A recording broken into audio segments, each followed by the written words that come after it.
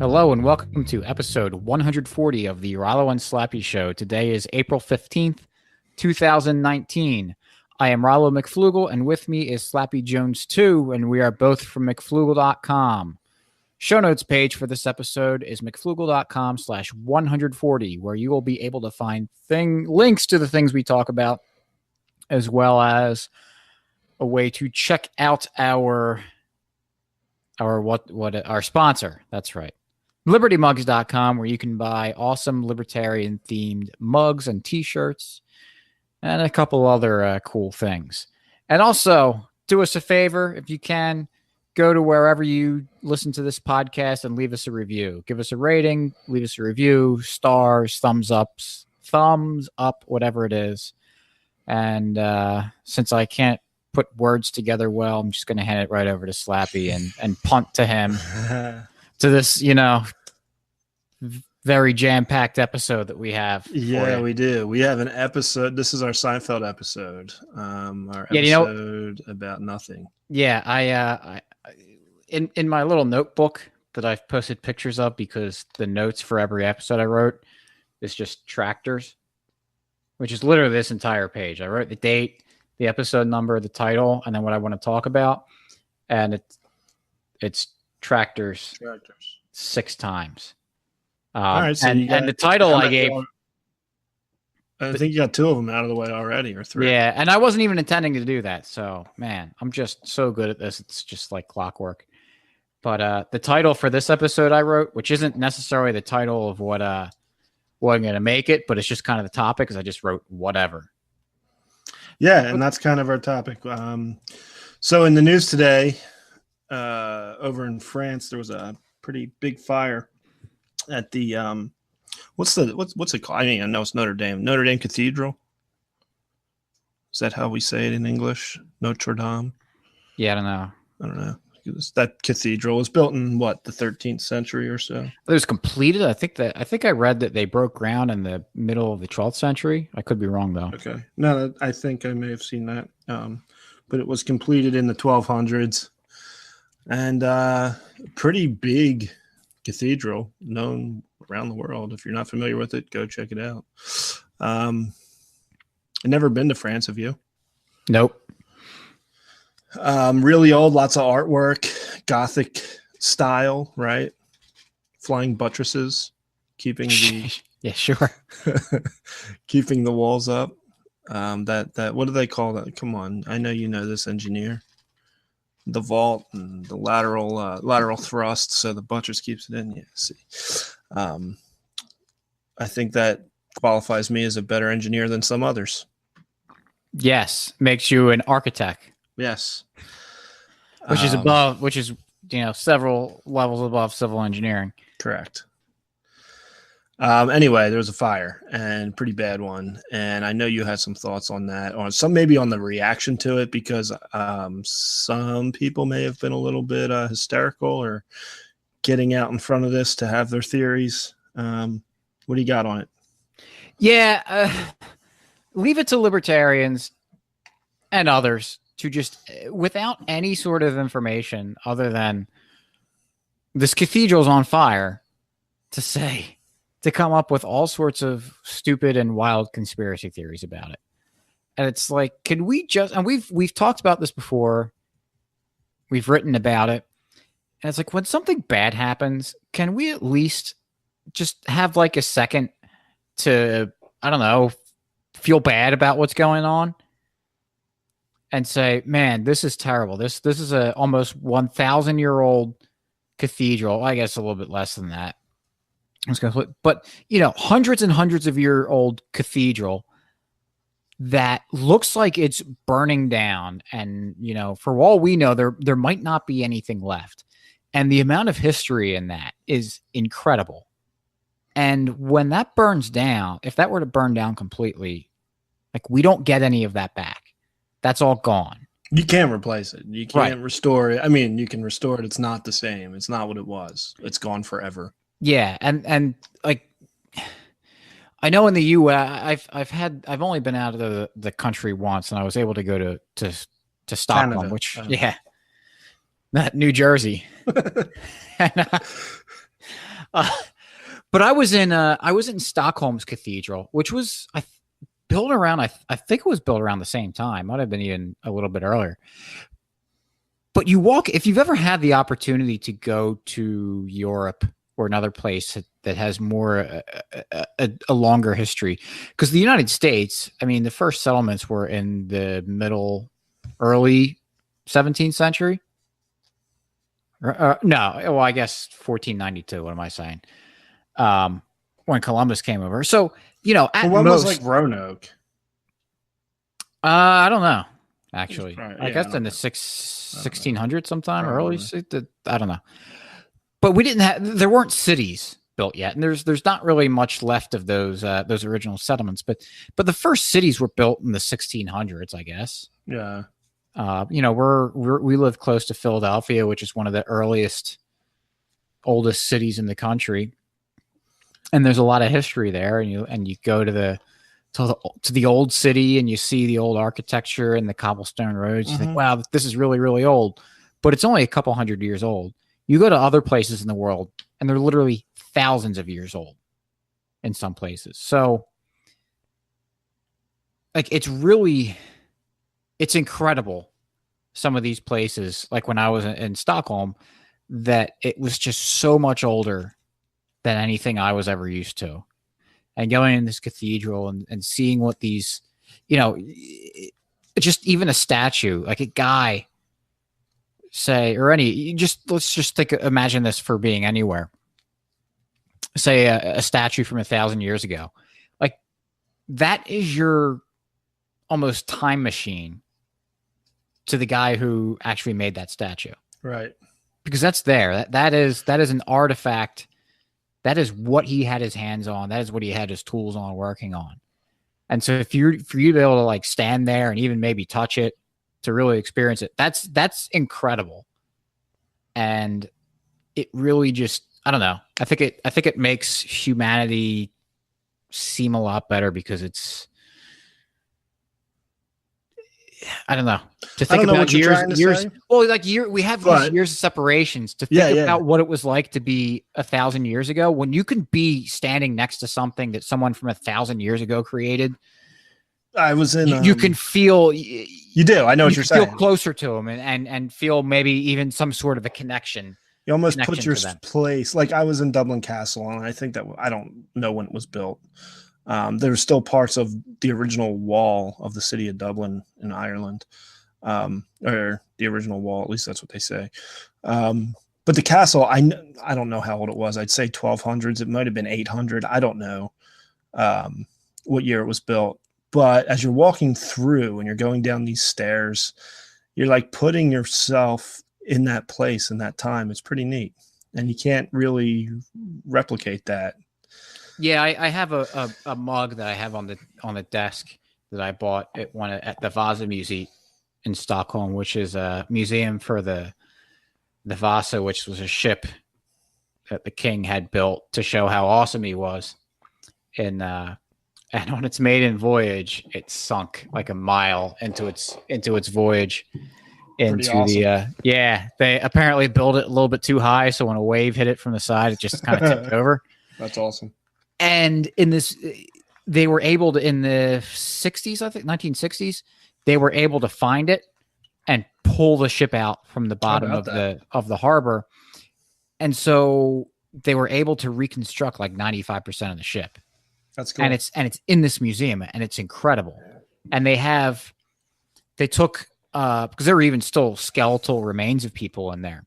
And with some of the skeletons, they rebuilt what the faces look like. Right. And so in parts of this exhibit, you're sitting there staring at what this person would have looked like. And it takes you, like what I was saying, it takes you back. And it's just, I don't know. I think a lot of people who listen tend to have an appreciation for history a little bit. I think it comes with the territory of being a libertarian, maybe.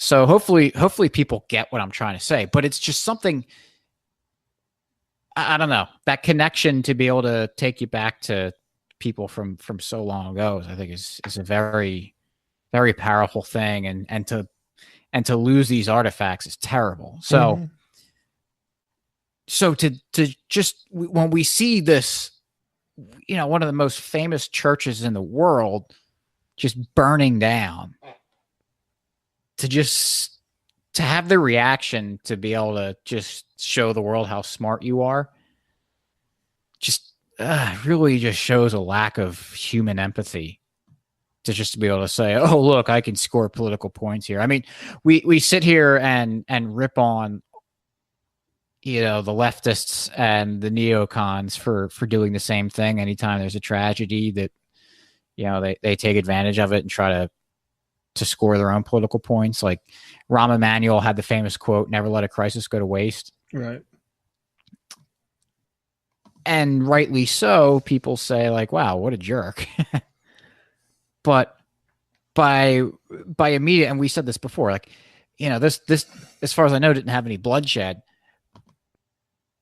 but the blood's not even dry when we have a tragedy or something. And, these libertarians are out there just saying all sorts of, they're so sure of themselves that some conspiracy theory happened. And it's like, man, just have a little bit of human empathy.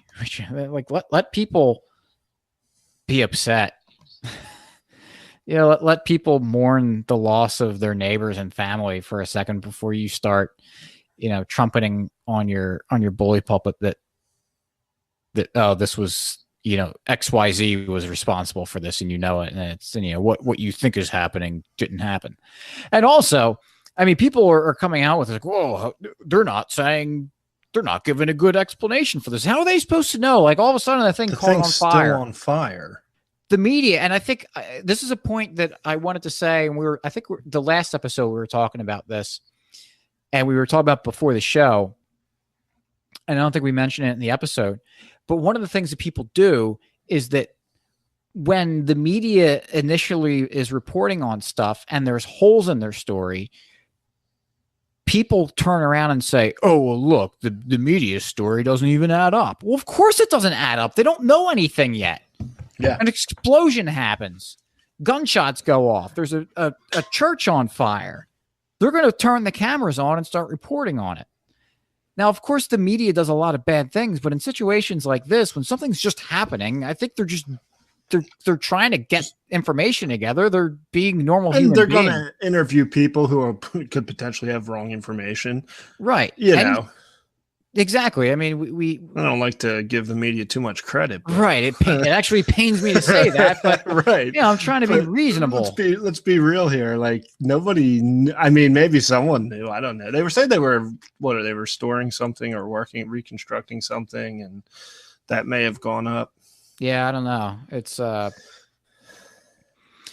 mean, it's one of those. I work in an industry where bad things can happen, and it's normally not just one thing that goes wrong.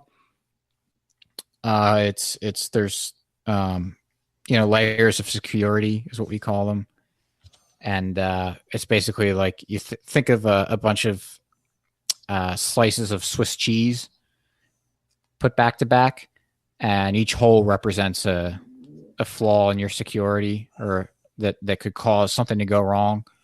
So you start trying to draw lines to the Swiss cheese, and as you hit hole, you can keep going through holes. Oh, it's getting worse. But as soon as there's not a hole anywhere, so stop that. Right. So normally a lot of things, the planets have to align essentially for things to go wrong. The so holes in the Swiss cheese have to align. Yes. So I mean, I don't want to speculate, but I'm sure there were, maybe there were things that they weren't. Well, maybe they weren't doing their due diligence on, and everybody does it. You get comfortable in your routines and you don't take the normal necessary steps to make sure everything's safe and secure. And I wonder I mean, that's a big mistake, whatever they did. Maybe no one was up there. Like maybe it's an electrical fire. I have no idea. Right. But even still, I mean, you can, an electrical fire has a cause. It's not. Yeah, that could have been prevented. Right. But that thing must have went up quick. I guess what I'm saying. That fire was huge. Yeah. Yeah, So if and there if was you're people there and couldn't get it out, or it just spread that fast, if, I know if nothing about fire other than it's hot. if they're doing restorations, I mean, who knows what sorts of paint thinners Tools. and chemicals that they have Yeah, up there that are may just gonna went up. right. So there, I mean, again, we're just speculating without any sort of thing, but we're just trying to drive the point home that there's a lot of ways. Yeah. You blame the, or you think they're going to blame the yellow vests? Yes, the yellow vest put explosive paint thinner and threw a match in it or something. Cathedral. Gotcha. But I don't know. So do you have anything else to say about it other than other than it's horrible. I mean, it's horrible, and cool your jets. Yeah. And I'm not saying, and we've talked about false flags and conspiracies before here. We're not saying they don't exist, but we could have a whole list of them. Let's wait for more information that it's like the most and apply Occam's razor a little bit so that we can say, oh, hey, well, this doesn't line up with what we're being told. It doesn't make sense, and maybe there's information that points to something more nefarious happening. But we can't just assume because the government's bad that therefore the government's responsible for everything. People, we're human, right? People make mistakes. People are evil, and people make mistakes, and people are evil who are not agents of the state. So, right. Big mistake, though. Someone's going to get fired. Who knows? I mean, I don't know. It could have been. Was that a joke? No, I mean, right before I said the word, I thought about it, but no, it wasn't a joke. I mean, that's a serious mistake. Well, we don't know what the mistake was. It could have been a procedural thing that people could have been anything, but right. Man, when you're put in charge of restoring church from the 1200s and you burn it down, whether it was I don't know, someone's got to. Yeah, I don't know. That's a big one. I just know from my line of work, we've had I've been party to major issues that have happened, and none have burned down a cathedral from the 1200s, though. Yeah, I've burnt some stuff down, though. Sure. I'm sure you have. But it's the same thing. It might not be, the consequences might not be the same. Although, like, we're dealing with potentially killing people. And I don't think it's an extremely rare thing where you can point the finger at one person or a group of people and say, it is your fault. It's normally, like I said, a lot of things and kind of the blame of systems. Hey man, missing the playoffs makes people lose their job. Oh, sure. That's a different kind of world, though. Yeah, I know. Anyway, what else you got? So another thing in the news, kind of changing gears a little bit, one that's a little bit more esoteric, maybe. So I don't want to. We'll just say I'll probably end up saying his name, but he who will not be named in the Bitcoin world. He's all right. Craig Wright. He's an obvious scammer. He claims to be, for people who don't know, there's some guy, this rich guy that claims to be Satoshi Nakamoto, the creator of Bitcoin. And he's clearly not Satoshi. And he was involved in the Bitcoin Cash fork off of Bitcoin. And then they had their little, while they were playing house at Bitcoin Cash, they had another fight. And then there was another fork where Craig Wright's Bitcoin SV, they were, trying to be the rival against Bitcoin Cash or something. And he's been getting especially ornery and flipping out and trying to sue people for saying that he's not Satoshi and a whole bunch of stupid stuff. Right. It's almost embarrassing It is telling the story of It what's is going on, embarrassing. because it's like, man, embarrassing. are we in like fourth grade? Right. Like Doing to this try stuff? to explain this to someone who's not into Bitcoin, But you yeah, feel like you're literally like a sixth grader. so that's all I want to say about Craig Wright at this point.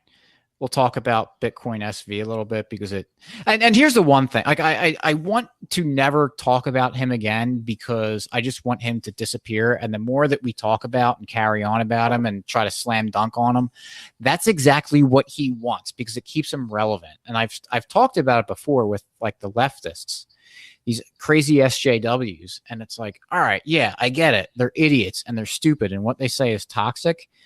But a lot of times, the only reason they're getting attention is because their opponents, whether they're conservatives or libertarians, they find this stupid stuff they're saying that no one outside of these small leftist circles would ever hear about, and start saying, look at what this person's doing. And it gives them all this attention that they otherwise wouldn't get. And so it's like, if you want these people to not be a problem, just ignore them. Don't participate in it and ignore them. It's like when I do my my Liberty Mugs marketing, which is just trolling. Like I go and like the mugs that I have, that are specific to like a certain group that I'm making fun of. Like I go and reply on Twitter to their threads to try to poke them. And the best thing they can do is ignore me. Because if they start, say, oh, look what this terrible Liberty Mugs thing that they post, they're going to start sharing around and showing everyone. Well, that's going to get to other people too, and people that are going to like the message. So it can only help me when they start getting mad and sharing. Now, on the flip side of it, and this is kind of what I want to talk about and transition to, or did you have something to say? No, go ahead. What I wanted to say was that this stuff with all this nonsense about Bitcoin SV and Craig Wright has had people put pressure on a lot of exchanges to take Bitcoin SV off and delist them. So that's where it is kind of good to talk about Craig, to him and these issues, because he does still carry some relevance. And so Binance, I think it was, and Shapeshift, and maybe another one did delist Bitcoin SV. So that's a good thing. But here's my thing. They're patting themselves on the back about it. And my question to them is, all right, you're saying that this guy's an idiot and a scammer and his product is a scam. It's not like you just figured this out now. For those that have been, kind of keyed in to the world of Bitcoin and this stuff, you know who the main players are. And you know that this guy has always been a bad actor. You know that his coin, that Bitcoin SV, was always a joke. Yep. So why was it there in the first place? Well, probably because it was an opportunity for you to make profit. And I don't, we're capitalists. We don't begrudge anyone for making a profit. But to me, that's fraud. When you know something's a scam that has no chance, no chance of doing anything other than just trying to get money from people, I don't really think that's a good thing to be making a profit off of. So for these exchanges to kind of be like jumping out and patting themselves on the back and saying, you know what, we're delisting this coin from our services because we don't agree with how things have been going down. It's like, okay, yeah, that's good. But like, you shouldn't be bragging about it. You shouldn't be patting yourselves on the back, because like I said, why was it there in the first place? And unless you're going to turn around and say, hey, you know what? We messed up and this shouldn't have been here. And we're going to, change the way we manage our stuff. I really don't want to hear it. Well, and I'm going to, I guess, defend the exchanges a little bit and see what you have to say. uh, um, they delist coins all the time.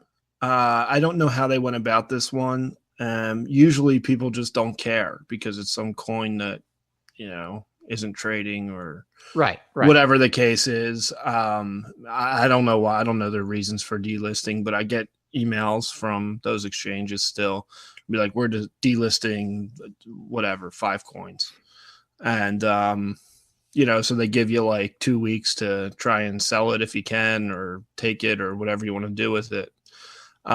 Is that how they went about? Like you're saying, they're patting themselves on the back for delisting? No, this is not because of. There's just no. Although I can't imagine there's been much. Because I could see them sending out the email, we're delisting Bitcoin Satoshi's Vision, and there's people who like it, and so they get all upset and get in arms, and then maybe they have to put out a statement to say why or whatever, when typically they just delist coins. I mean, they get delisted and added all the time. Right. No, I think this is because of the behavior of the people involved. Right. There was a lot of social pressure put on these guys, and it shows the power of the market. With social pressure making people do the correct thing. So it's the one good thing is that even though these people, I don't like their motives, they still end up kind of doing the right thing in this specific situation. Yeah.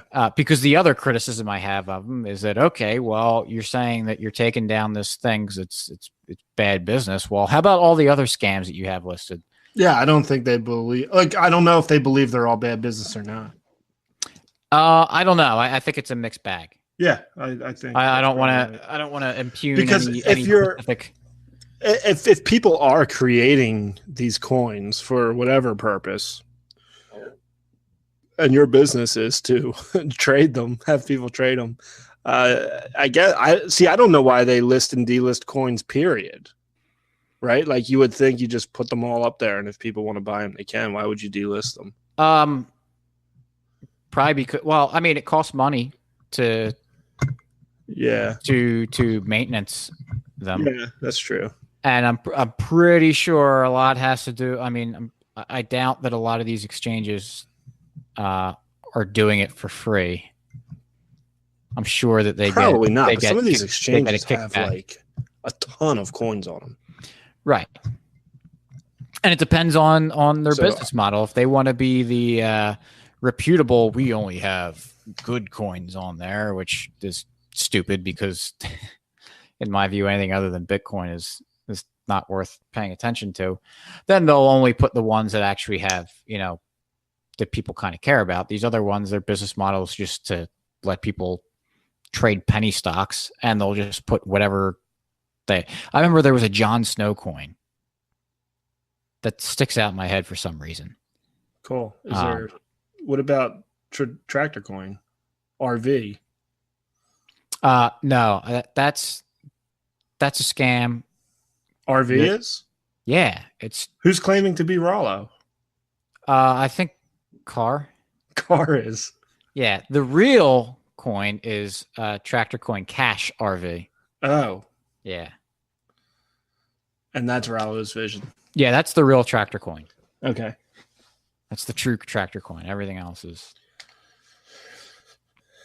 I took us off the rails.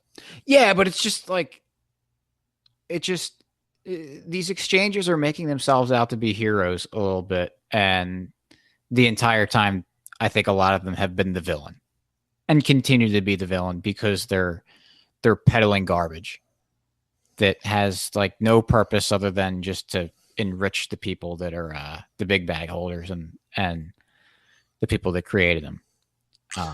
Yeah. And how many coins? I know there's a handful, but there's a lot of them out there.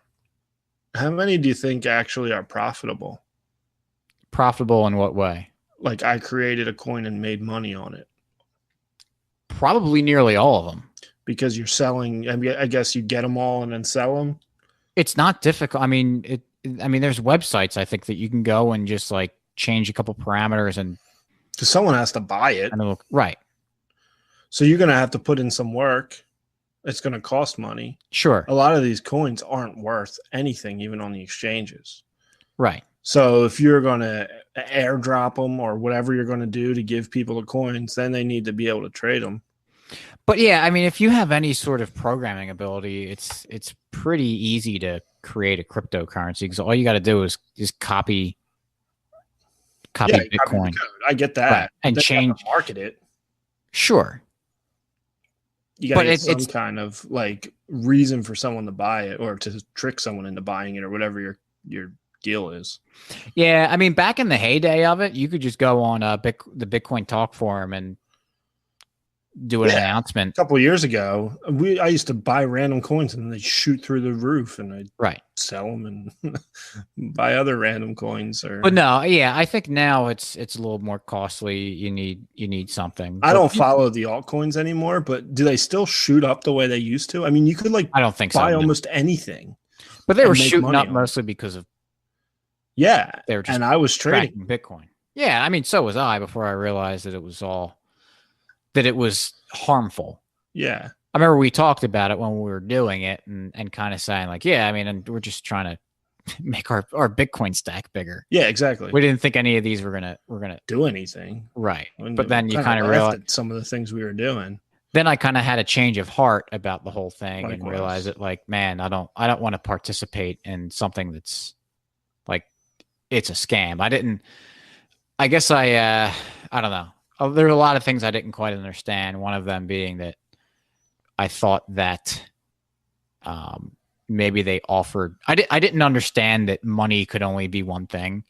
So I thought that Bitcoin's probably going to dominate, but there's going to be room for these other coin. Have a multi-coin thing that maybe this other coin does something better than Bitcoin, and so it'll have a use case. But I am no longer think that. Especially with the way that proof of work is, that most of these altcoins just have a fraction, like an insignificant fraction of the proof of work that Bitcoin does. So miners could, if they wanted to attack another network, they could take a small amount of the Bitcoin mining power and just use it to completely obliterate the mining power of one of these altcoins. So the idea that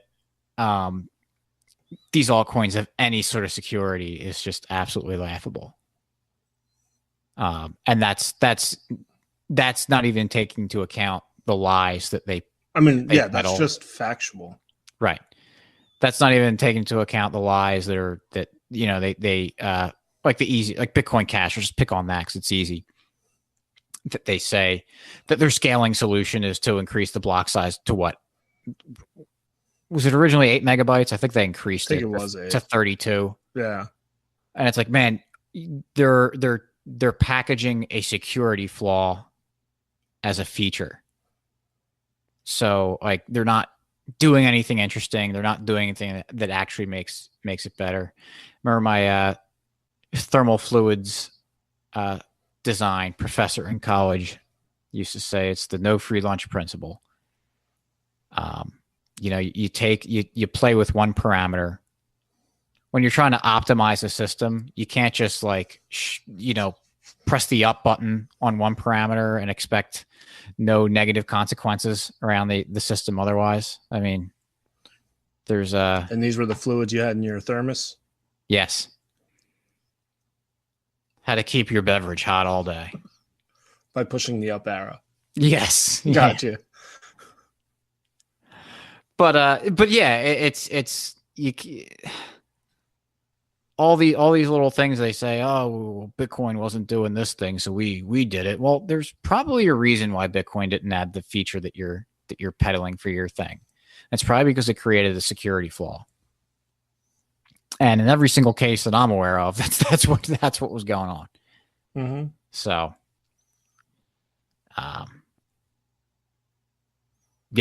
so it's I guess in summary of this, it's a weird thing because I'm glad that some of the, like a bad coin is getting taken, like a brutally obvious scam.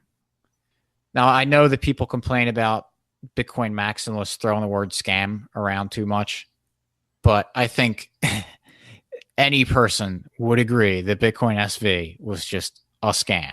It never had any sort of thing other than to enrich the people that were creating it. It never had any shot at all to do anything interesting or worthwhile.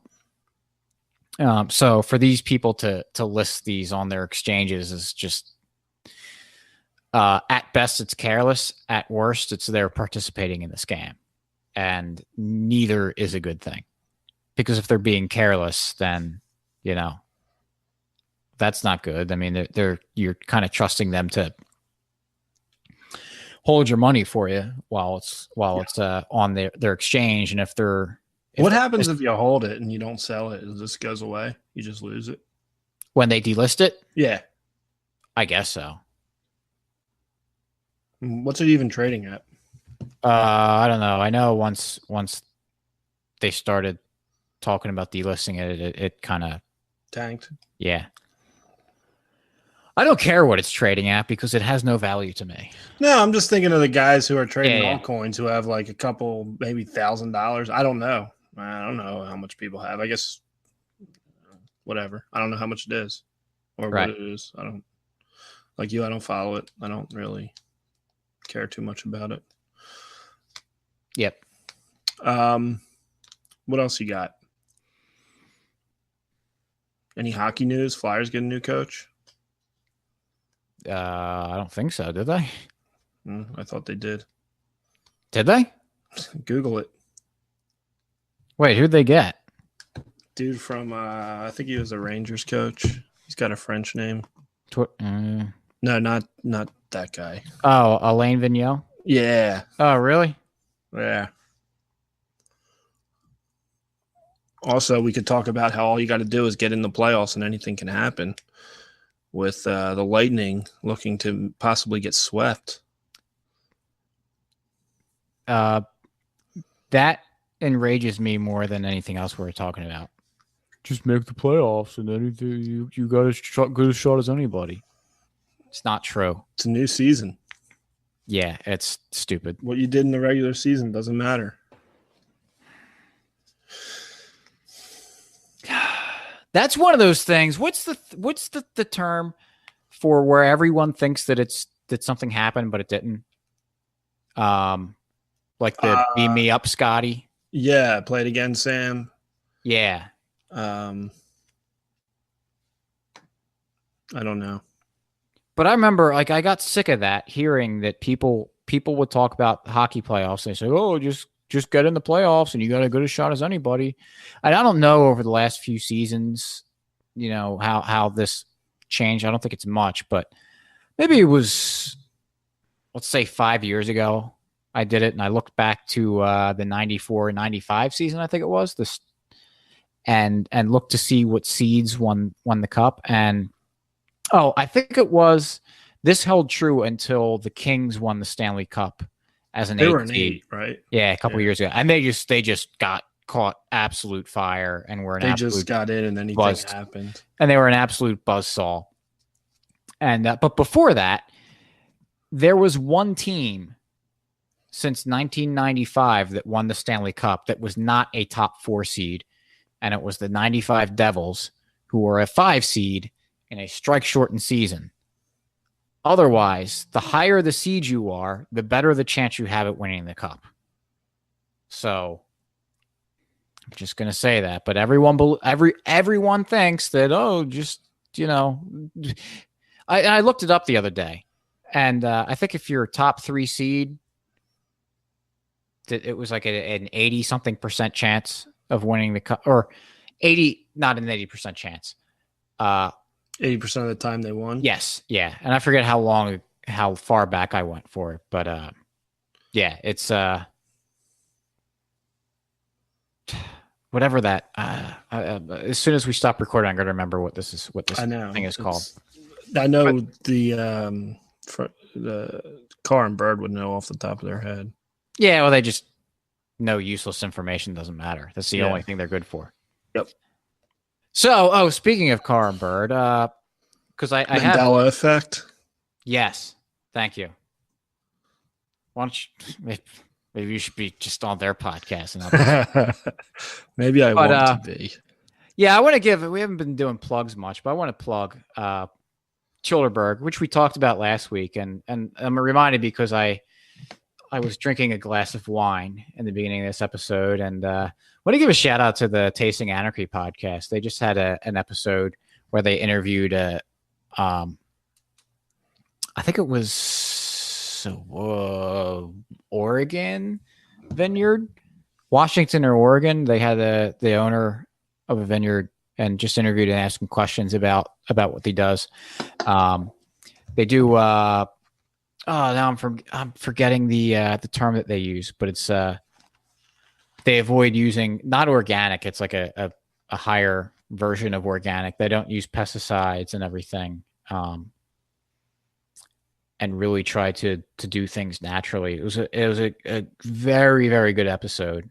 Jake did a really, really good job with the interview and had a really interesting guy on. And it reminded me because I was drinking. They always talk about Tempranillos as a style that they like. So I bought a bottle the other day and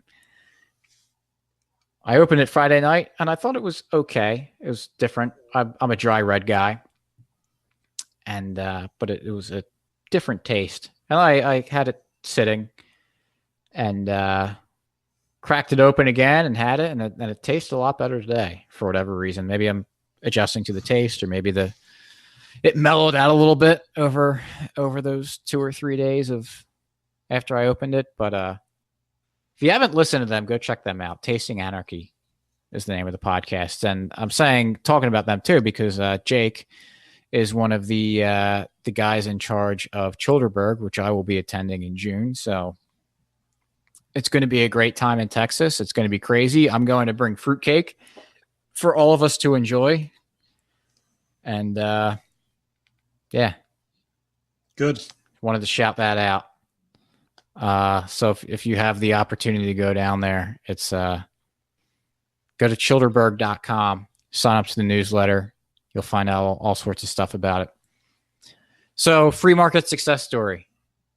Do you have anything, Slappy? No, we didn't talk about this. Yeah, I actually do have one. It's actually related to work. We had a piece of equipment or a part that we installed that kind of immediately failed, and we're trying to figure out what went wrong, whether it was a compatibility issue or a material issue, that it was wasn't quite up to snuff. And so what we're doing in order to try to figure this out, because if it's not our mistake, if it's the manufacturer's fault, then, there's rework that has to get done, and it's going to cost a lot of money. So we would like to not have to pay out of pocket for it. So what we're doing is we're sending it to a third-party lab to do testing on it.